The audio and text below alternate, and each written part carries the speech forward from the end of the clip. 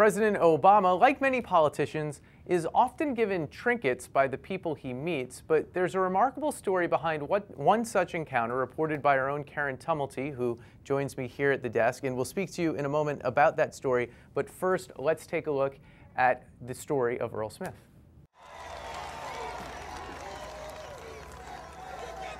Si se puede. I have been traveling all across the country now for the last 5 months, running for the presidency of the United States of America. When I met Senator Obama, that feeling that I had, that's what motivated me, that I just felt that I needed to do it. But I've seen it in my own life. I've seen what's possible in this country.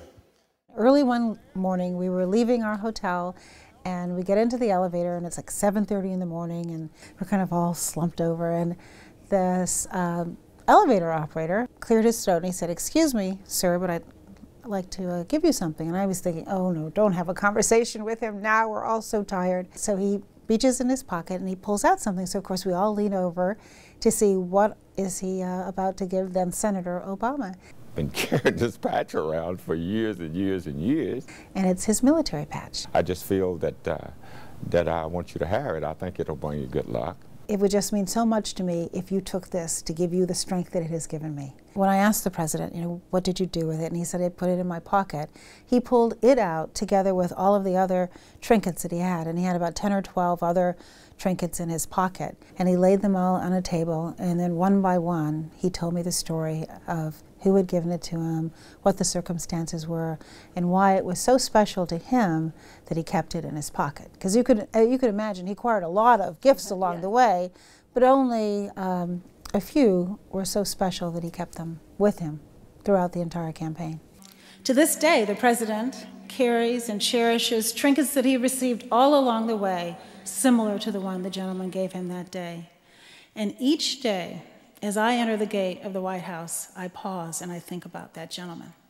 His quiet dignity, his sacrifice for our country, his unselfish gesture. And it reminds me of why I am there and of our purpose. And it gives me both the courage and the strength to try just a little bit harder. I couldn't say a lot of things I really wanted to say. It just wasn't a lot of time. Personally, I thought he might have just put it on his desk, and every once in a while, it was his desk, he'd look at it, and if he got in a situation where he was not feeling well, or it was some troubled times or something, I wanted him to be able to look at that patch and say, "We, the American people, we're here," and that's what made me do that. So Karen, I guess, first of all, how did you even meet Earl? How did you track him down? Because they didn't know the administration where he was or who he was. No, Valerie Jarrett, who's one of the president's top advisors, first told me this story a few days before the 2008 election of this mysterious stranger in an elevator who had given the president this very precious thing. But they didn't know his name, they didn't know the story behind it. So in December, I ran into Valerie and I said, "Whatever happened to that guy?" And she said, "We don't know." And so I started getting a few people at the White House to sort of help me put the president's schedule together from 5 years ago. And they finally came up with one possibility where it might have happened. So I call up the Human Resources Department at the Hyatt Regency Austin and I say, "Look, this guy may or may not work here. He may have retired a long time ago." And the woman who answered the phone said, "I've never heard such a story." But she said, "You know what? If it happened, there's only one guy it could be."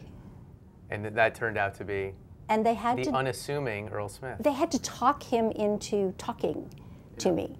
And that very day, I emailed Valerie Jarrett and I said, "I found him." And she emailed him and told him that in the email that she never drove into the White House, never went through those gates one day without thinking of him, and that the president remembered him as well, and that the president wanted him to come to Washington and meet with the president, and so that he could thank him in person.